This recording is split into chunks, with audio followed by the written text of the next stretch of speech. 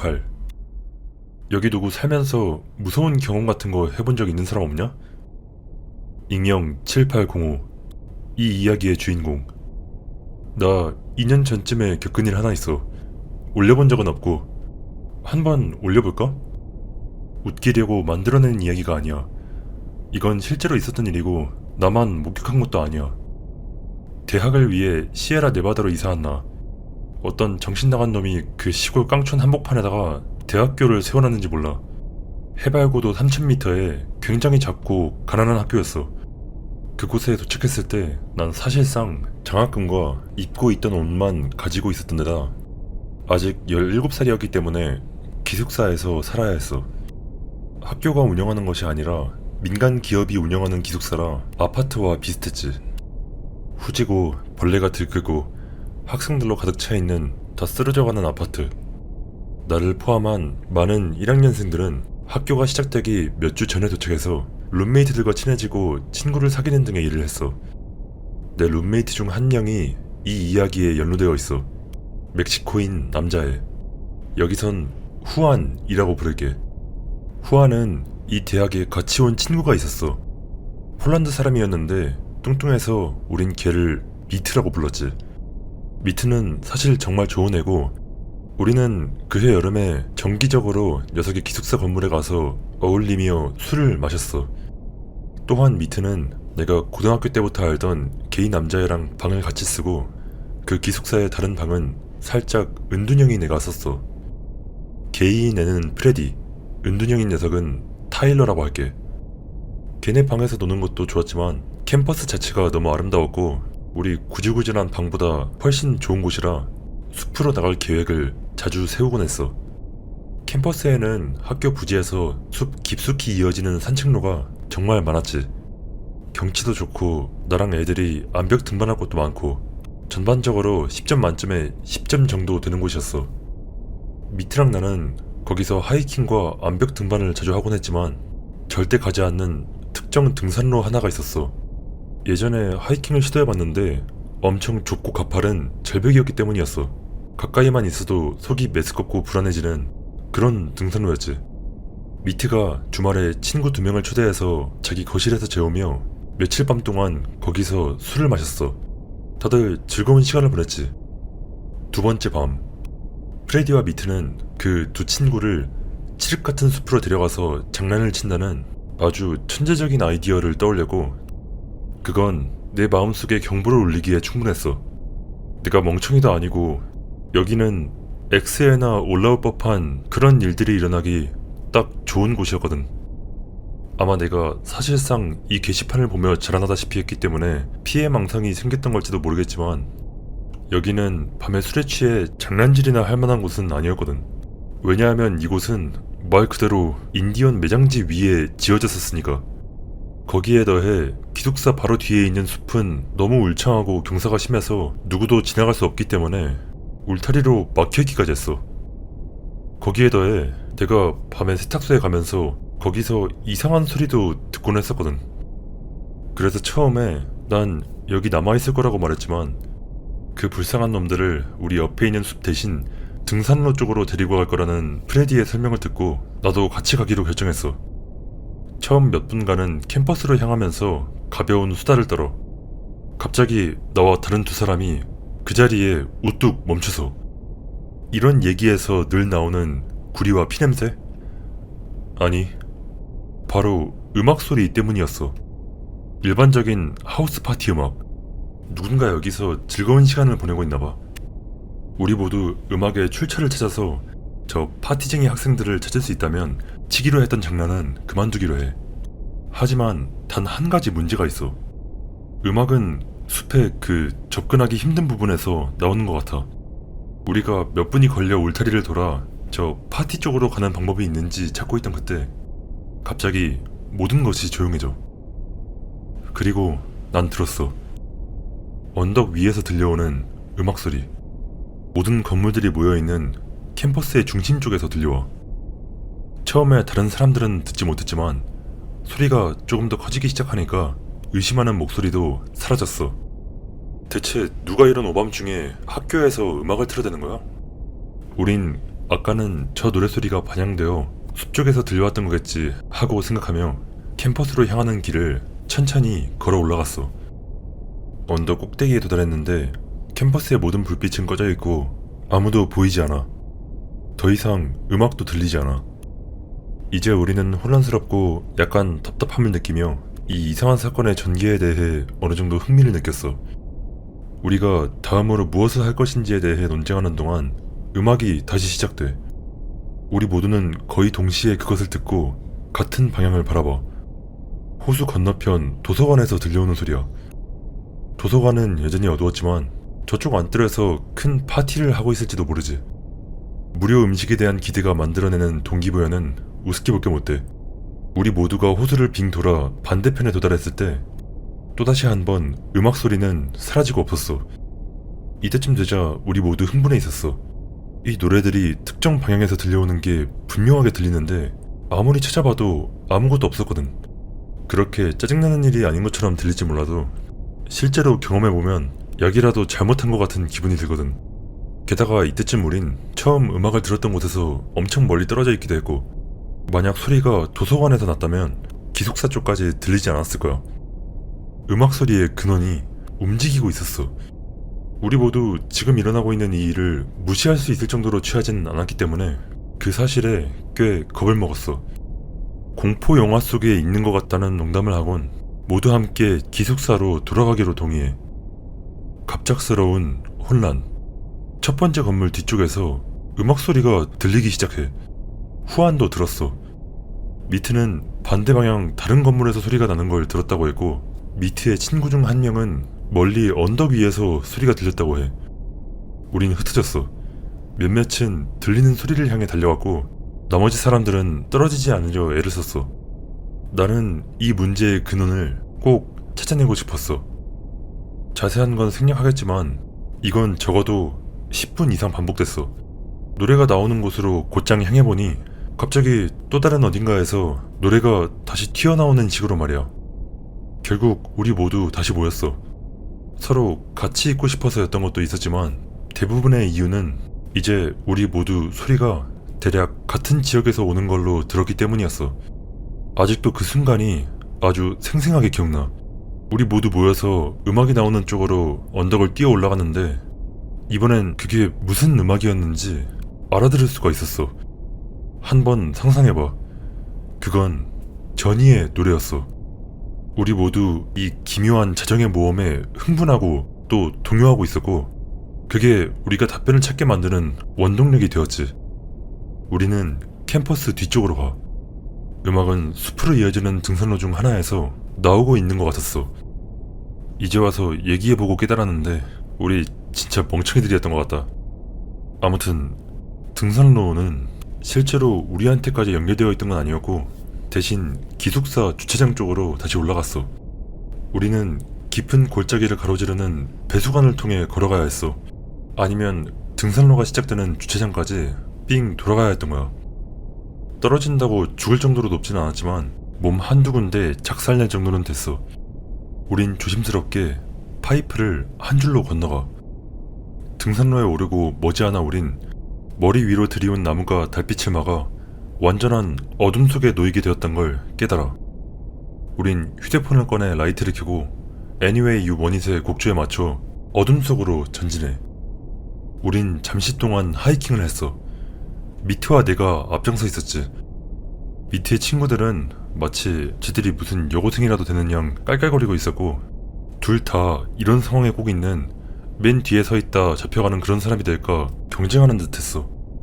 미트와 내가 뭔가를 알아채셨을 때 우리 모두는 다시 멈춰. 우리의 왼편으로 개울 위로 놓인 작은 나무 다리가 있어.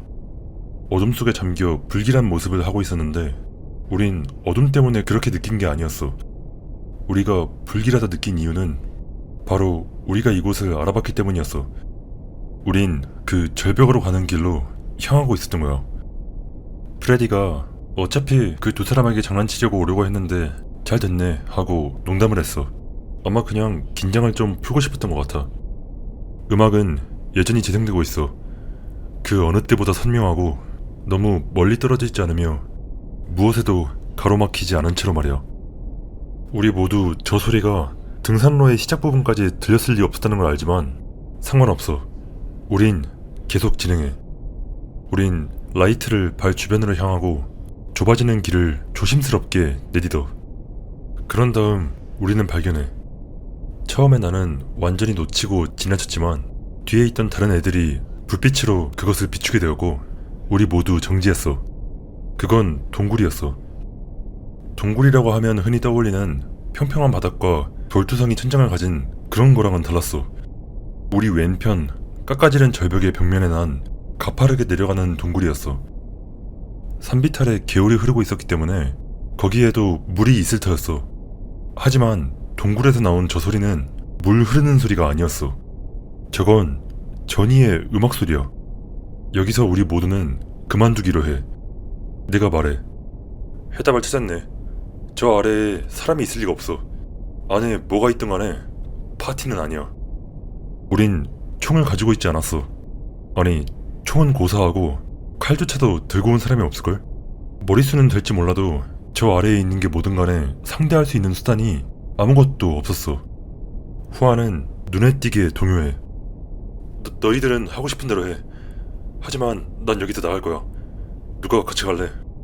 모두가 너랑 같이 갈 거야, 후안. 우리 모두 왔던 길을 되돌아가면서 프레디와 나는 우리 뒤를 비춰.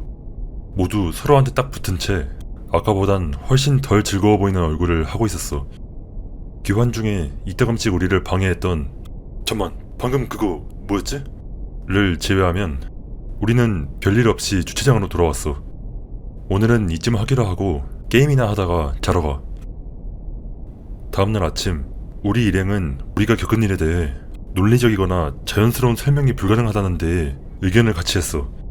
어젯밤 일어난 일은 우리가 아는 상식으로는 설명할 수 없었거든. 그리고 그게 정말 마음에 걸렸어. 내 인생의 그 시점에서 나는 초자연적인 일은 있을 리가 없다라는 널리 받아들여지는 사실을 굳게 믿고 있었거든. 그 믿음도 얼마 가지 못했지만 밑에 친구들이 집으로 돌아간 지 며칠 후 나는 책을 읽으며 숲에서 오후 산책을 했어. 주변 환경에 전혀 신경 쓰지 않고 곧 있을 영문학 강의나 대비하면서 돌아다니고 있었지. 얼마 지나지 않아 나는 내가 그때 그 등산로를 걷고 있음을 알았지. 낮이기도 하고 이렇다 할 특이한 일이 일어나고 있지도 않으니 조사를 해봐야겠다고 마음먹어. 길을 따라 조금 걸어가. 배수관을 타고 건넌 다음 나무 사이로 들어가. 다리를 지나고 동굴로 향해. 잠깐만, 동굴이 없어. 이야기에 창의성이 없다고 생각하거나 개소리하고 있네라고 생각하더라도 상관없어. 진짜로 동굴이 없었던 거야. 나는 불과 몇 밤 전에 나 포함 7명의 거의 맨정신이었던 사람들이 봤었던 그 절벽에 난 동굴을 찾아 두리번거렸어. 몇 분 동안이나 이 등산로의 특정 부분을 바보처럼 앞뒤로 왔다 갔다 했어. 아무것도 없어.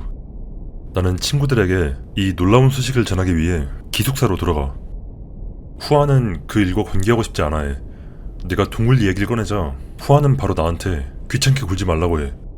내가 몰아붙일수록 후아는 더 크게 화를 냈어. 겁에 질려있는 게 분명했기에 나는 이만 포기하고 대신 프레디의 기숙사로 가. 프레디와 미트는 거실에 있고 타일러는 방에 틀어박혀 컴퓨터를 하고 있어. 아마 너희들도 타일러의 존재를 까먹었을 거라 생각해. 그럴 수도 있지. 하지만 너희는 2번 다시 타일러를 잊지 못할 거야. 나도 마찬가지고. 프레디와 미트에게 사라진 동굴에 대해 이야기해. 내가 설득 주사위를 잘 굴렸는지 그들이 실제로 날 믿었어. 우리는 햄버거를 먹으며 회의를 했고 낮에는 동굴이 없으니 밤에 동굴을 찾기 위해 칼, 부츠, 그리고 완전히 충전한 핸드폰을 가지고 그곳으로 돌아가기로 결정했어. 밤, 나는 저녁을 먹기 위해 프레디의 기숙사로 가. 프레디와 미트가 타일러에게 사정을 설명하고 함께 가도록 설득해 놓은 상태였어. 저녁을 먹고 한 잔씩 걸친 다음 주차장으로 행진해 가. 저번만큼 늦은 시간은 아니지만 해가 진 지는 오래되었어. 산행을 시작할 땐 오후 10시쯤이었지. 그리고 아니나 다를까 우리가 등산로에 들어서자마자 음악 소리. 솔직히 말해서 밑에 친구들이 분위기 메이커였지. 걔들 없이 이번에 우리는 훨씬 더 진지하고 침울해졌어. 내가 앞장서고 프레디가 뒤를 살피며 전진하는 동안 Don't Stop Believing이 세레나데로 흘러나와. 배수관을 타고 건넌 다음 나무 사이로 들어가. 다리를 지나고 우린 멈춰.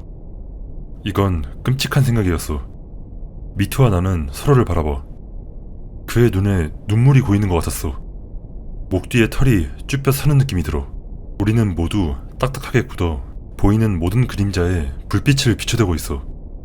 우리가 이렇게 조용해진 건 처음이었어. 뭐가 문제였을까? 뭐가 문제였냐면 음악 소리가 사라졌던 거야. 그 소음이 언제 있었냐는 듯이 이곳은 쥐죽은 듯이 고요해. 이제 본격적인 사건이 시작돼. 배터리가 98%였던 미트의 핸드폰이 갑자기 꺼졌고 불빛이 사라져. 아씨앙, 이건 아니지. 우리는 모두 뒤돌아서 달리기 시작해. 우리보다 불과 몇 미터 뒤에 있는 곳에서부터 음악 소리가 최대 볼륨으로 울려 퍼지고 즉시 우리는 전속력으로 달려. 프레디는 우사인 볼트처럼 달려나가. 나는 맨 뒤에 있었지만 몇 초 만에 타일러와 미트를 추월해. 곰이나 황소 같은 거 만났을 때 대처법으로 사람들이 말하는 거 있잖아. 그럴 땐 딱 다른 사람보다만 빨리 달리면 된다. 뭐 그런 거 말이야. 하지만 그 말은 그저 농담일 뿐이었어. 그 둘보다 앞선다고 해서 전혀 안전하다고 느껴지지 않았거든. 빠르게 다리를 지나 나무들 사이를 빠져나온 다음 배수관을 지나고 쿵! 뒤를 돌아봐. 미트는 몇 미터 뒤에 산길에다가 얼굴을 완벽하게 쳐박고 있었어. 밝은 달빛 아래 명확하게 보여. 그런데 여기서 클리시가 깨지는데 미트의 뒤를 봤을 때 우리를 쫓아오는 불경스러운 짐승 같은 건 어디에도 없었던 거야. 음악 소리는 여전히 크고 가까웠지만 보이는 거라곤 뒤쪽에서 달려오는 타일러 뿐이었어. 타일러는 미트를 깔끔하게 무시하고 달려서 지나쳐. 그런데 내가 있는 쪽으로 방향을 틀지 않아. 파이프를 가로질러 달려가 시야에서 사라져. 야, 너 뭐해 임마! 미트는 지체 없이 거의 즉시 자리에서 일어나 몇 초 만에 내 뒤를 따라와. 우리는 남은 길을 따라 내달려 곧 주차장으로 가는 길에서 프레디를 따라잡아. 가로등 아래서 숨을 골라. 밖에 학생들도 몇 명 어슬렁거리고 있고 음악도 없어서 우린 잠시 거기 서서 생각을 정리한 만큼 안전하다고 느꼈어. 우리 모두 겁에 질려있지만 사건을 다르게 기억하진 않았어. 우린 무슨 일이 일어난 건지 확실히 알고 있었어. 무언가를 본 사람은 아무도 없었지만 우리가 들은 것만으로 충분했어. 밖에서 뭔가 부자연스러운 일이 벌어지고 있었고 그건 우리 편이 아니었지. 우리 편 얘기하니까 생각났는데 타일러는 어디 간 거야? 그래, 이 이야기는 그런 종류의 이야기야. 정말 아니었으면 좋겠지만. 나는 프레디에게 무슨 일이 있었는지 말했고 우리 모두는 타일러가 돌아올 때까지 주차장에서 기다리기로 동의했어. 몇 분 후 우리는 그가 캠퍼스 방향에서 도로를 따라 우리에게 돌아오는 것을 봐. 타일러는 미소와 안도의 한숨으로 우리를 반겼고 우린 모두 기숙사로 돌아가. 타일러 쪽의 이야기 역시 우리와 똑같았어. 아무것도 보지 못했고 그냥 배수관을 건넌 뒤 캠퍼스 쪽에서 주차장으로 왔을 뿐이라고. 그래서 나는 이야기는 거기서 끝이라고 생각했지. 설명할 수 없는 것에 대한 처음이자 유일한 경험은 내 견해를 영원히 바꾸어 놓았어. 그날 밤 난 내 기숙사로 돌아가 쉬는 데에 최선을 다해. 후안에게는 이것에 대해 절대 말하지 않을 거야. 걔 빼고 다른 사람들한테는 말할 거지만 특히 미투와 어울리며 같이 파티 같은 데를 갈 때 훌륭한 이야기거리가 되었지. 내 모든 세부 사항을 확인해줄 사람도 바로 옆에 있었으니까. 하지만 안타깝게도 상황은 쭉 그렇게 가볍게 흘러가지 않았어. 내가 알아차린 첫 번째 위험 신호는 프레디였어. 그날 밤 후 채 한 달도 되지 않아 그는 짐을 싸서 기숙사를 완전히 떠나가. 방을 따로 얻고 하느라고 엄청난 돈을 써야 했지. 난 프레디랑 거의 마주치지 못했고 언제 한번 기숙사에 가는 길에 그를 우연히 만났을 때 왜 이런 짓을 하는지 물어봤어. 내 말은 이 많은 돈을 써가면서 이 기숙사에다가 짐까지 다 옮겨놓곤 2달 뒤에 또다시 바로 나간다니 멍청한 소리 같았거든. 프레디는 나에게 정말 퉁명스러웠고 거의 말도 안 했어. 그냥 해야 할 일이라고만 하고 다시 짐 싸러 가더라고. 그 후에도 여전히 미트네 기숙사엔 자주 갔고, 후한 그놈이 사실은 최악의 룸메이트였다는 게 드러난 후에는 프레디의 옛 침대에서 자고 가기까지 했어. 타일러는 거의 본 적이 없었어. 그를 본 횟수는 한 손에 꼽을 정도였던 것 같아. 그리고 거기에 타일러가 입 밖에 낸 단어 수는 아마 2손 정도면 셀 수 있을 거야. 나는 주로 공부에 집중해서 다른 애들에게 무슨 일이 일어나고 있는지 잘 알지 못하는 상태였어. 첫 학기가 끝났을 때 나는 옛 기숙사를 뒤로하고 미트와 타일러랑 함께 살게 되었어. 방학이 끝나고 돌아와 보니 그곳은 완전히 돼지우리가 따로 없었어.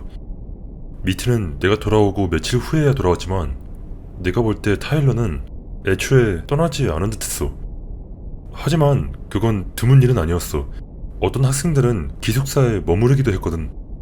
내가 신경 썼던 이유는 타일러의 본가는 차로 고작 2시간밖에 걸리지 않는 곳에 있었기 때문이었어. 타일러의 부모님에 대해 말이 나와서 말인데, 나는 그곳으로 옮겨간 지 몇 달 후에 그 사람들을 만난 적이 있었어. 2분 다 아직 함께하고 계셨지. 좋은 분들이었어. 나에게도 정말 예의 바르게 대해주셨고, 당시 타일러의 부모님은 타일러의 방에서 그와 잠시 이야기를 나누었어. 당연하지만 엿듣거나 그러진 않았어. 지금 생각해보면 타일러의 부모님은 그에 대해 걱정했던 것 같아. 냄새가 정말 고약했어. 구리 냄새랑 피 냄새 같은 건 아니었지만 아마 거의 확신하건대 걘 씻지도 않았던 것 같아. 수업도 안 듣게 됐으니 부모님이 걱정하는 것도 뭐 당연한 거였겠지. 완전히 히키코모리 모드였거든. 부모님이 방문했을 때쯤에 나는 이미 타일러가 이상하다고 생각하고 있었어. 아무 소리도 안 내고 나랑 한마디도 안 하고 밥도 안 먹고 청소도 안 하고 샤워도 안 하고 똥도 안 싸는 룸메이트가 있다고 생각해봐. 게다가 모습을 드러내는 건 일주일에 한 번이나 될까? 그 타일러와 대화를 시도할 때마다 마치 시리가 잡담을 시도하는 것 같은 대답을 했어.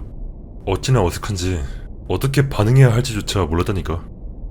아무튼 그래서 미트와 나는 일상을 계속해. 체육관, 강의, 다양한 홈파티 사이에 끼어 나랑 미트는 꽤 바쁘게 지내고, 타일러는 대부분의 시간 동안 기숙사 방을 독차지하게 돼. 우리 둘 다 걔가 얼마나 이상하게 행동하는지에 대해 농담을 했지. 어느 날 우리는 우리의 이웃들과 함께 각자 음식을 준비해서 파티를 하기로 해. 옆방은 여자 기숙사야. 뚱보 둘이랑 10점 만점에 8점짜리 애들 둘이 있었지. 우린 걔네들과 주기적으로 어울렸고 우리에게 꽤 친절했기 때문에 걔들이 우리와 함께 파티를 하자고 제안했을 때 미트와 나는 실제로 맛있는 음식을 만들기 위해 꽤 공을 들였어. 파티를 기획하던 중 어느 시점에서 여자애들 중 한 명이 미트에게 타일러도 데려오는 게 어떻겠냐는 말을 꺼냈다는데, 나는 파티 당일 타일러가 올 때까지 그 사실을 알지 못했어. 좋은 시간이었지만 타일러가 어찌나 기묘하게 행동하는지 우리 이웃들까지 그 이야기를 했었어. 음식도 준비해오지 않았고 우리 중 대부분이 음식에 채 손을 대기도 전에 2접시의 음식을 걸신 들린 것 마냥 먹어치웠지. 그리고 아무에게도 아무 말도 하지 않고 파티에 온 지 30분 만에 문 밖으로 걸어나갔어. 아마 자기 침실로 돌아갔던 거겠지. 타일러가 나가기 전에 우린 여자애들 중 하나가 가지고 있던 폴라로이드 사진기로 단체 사진을 찍었어. 우리 모두 테이블에 둘러앉아 카메라를 보며 활짝 웃고 있었어.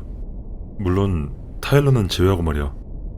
누구 카메라였는지는 기억이 안 나지만 그 여자애들 중 한 명이랑 아직 친하니까 혹시 가지고 있는지 물어봐야겠어. 가지고 있으면 좋겠다. 그래야 너희들에게도 보여줄 수 있을 텐데. 우리는 타일러가 얼마나 무례한지에 대해 잠깐 수군거렸지만 대부분은 그냥 그날 밤 파티를 즐기고 싶었을 뿐이었어. 파티가 끝나고 나는 주차장에서 미트와 잠깐 이야기를 나누었고 더 이상 타일러를 어디에도 데려가지 않기로 합의했어. 이 시점에서 나는 아직 그를 그냥 좀 덜 떨어진 놈인 거라고 생각하고 있었어. 이런 사건들이 한 번에 일어난 게 아니고 몇 달씩 간격을 두고 일어나다 보니 초자연적이고 뭐고 그런 식으로 생각하긴 힘들었어. 어느 날 밤 홈파티에서 데이비드라는 남자애를 포함한 몇몇 사람들에게 내 무서운 이야기를 들려주고 있었어. 데이비드는 학생은 아니었지만 멋진 파티를 열었고 그의 집에 자주 오는 거의 모든 사람들이 우리 학교 학생들이었기 때문에 데이비드는 우리 대학교에 대해서도 잘 알고 있었어. 데이비드는 우리 지역에 얽힌 아메리칸 원주민의 미확인 생명체 전설에 대해 이야기를 꺼내고 거의 완벽한 모방 능력을 이용해 사람을 죽음으로 유인하는 생물이 있다고 하며 개 중에 파티 소리를 많이 들은 놈들이 이 숲에 있는 것일 거라고 말했어. 물론 그가 무슨 말을 하는지 알고 있었기에 그랑 스키너커에 대해 이야기를 나누게 되었고 그의 도움을 받아 들뜬 대학생들에게 아란시의 고트맨 이야기를 들려주었어. 정말 재밌었지만 미트는 우리가 하는 이야기를 듣고는 너무 깊이 생각하기 시작한 것 같아. 미트가 운전하는 차를 타고 기숙사로 간 후 그가 이야기 좀 하자고 말해. 우린 우리 기숙사로 들어가. 미트는 타일러가 깨어있는지 확인해보라고 해. 난 타일러의 방문을 열어. 타일러는 여기 있지를 않았고 대신 방바닥에 쌓인 엄청난 양의 쓰레기만 보여. 방에서 쓰레기장 냄새가 났기 때문에 난 문을 닫아. 미트에게 타일러가 집에 없다고 말해. 우린 둘 다 거실에 앉았고 미트가 입을 열어. 오늘 밤 네가 말했던 그게 약간 타일러를 떠올리게 만들어. 그의 말투는 약간 유머러스했지만 우리 둘 다 긴장하는 게 느껴져. 난 무슨 뜻인지 물어. 그 왜 너랑 데이비드가 이야기하던 거 말이야. 사람을 죽인 다음 그 사람처럼 행동한다며. 그리고 불길하게 행동하고 냄새도 정말 고약하다면서. 아, 맞아. 그것들 참 정신나간 얘기지. 왜 내가 그 단어를 언급하는 걸 피하고 있지? 그러게. 내 말은 그냥 하는 소린데 만약 우리 룸메이트가 저런 것들 중 하나로 바뀐 거라면? 왜 저놈은 또 그 단어를 언급하기를 피하고 있는 건데? 그러니까 네 생각엔 타일러가 그... 스키노커라고. 대략 7, 8초간의 침묵. 현관문 손잡이가 돌아가기 시작해. 미트와 나는 둘 다 비명을 지르며 현관 쪽에서 물러나.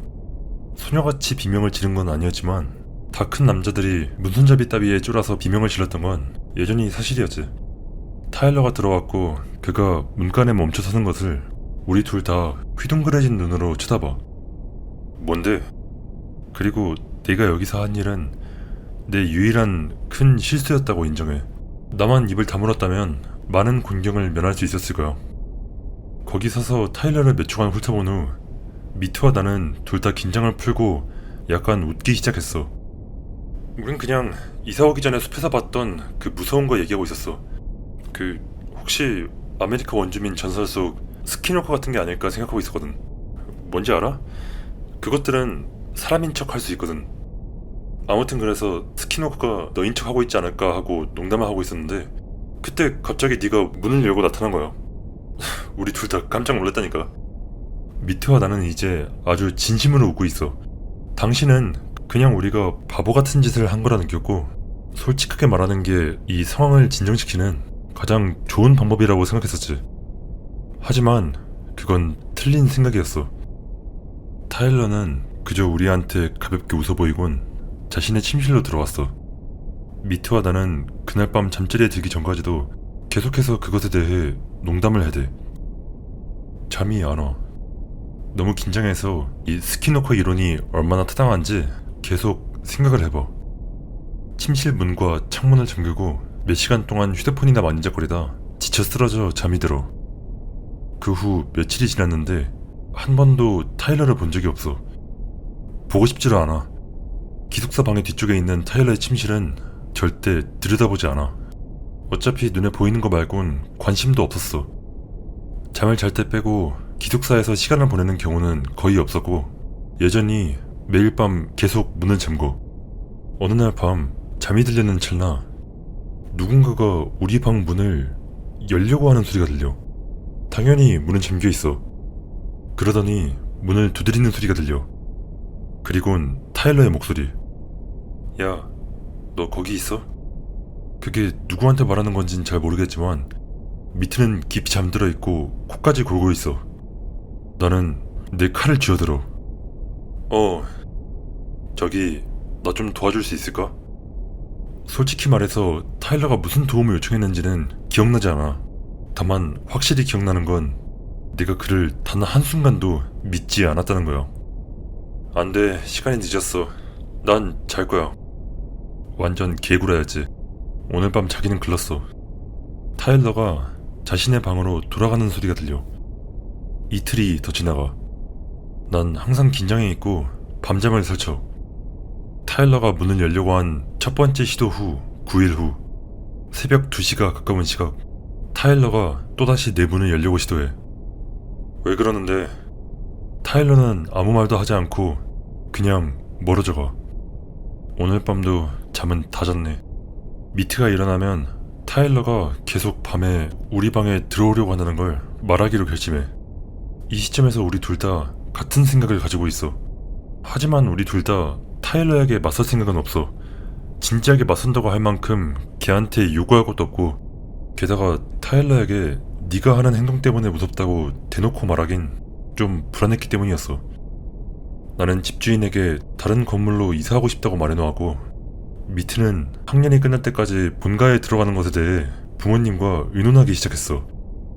기다리는 게 제일 힘들었지. 집주인이 몇 동 아래에다 내가 쓸 수 있는 방을 5주 안에 마련해 주겠다고 말했어. 5주간 잠을 거의 자지 않고 지내. 매일 밤 난 문을 걸어 잠그고 피곤함이 내 편집증을 이기면 그제서야 3시간 정도 잠들었어. 그가 내 방문을 열려고 하는 밤은 제외하고. 그런 날은 자지 않아. 수면 부족으로 작살난 뇌로는 공부하기 힘들었기에 성적도 떨어져. 캠퍼스에서 자기 시작해.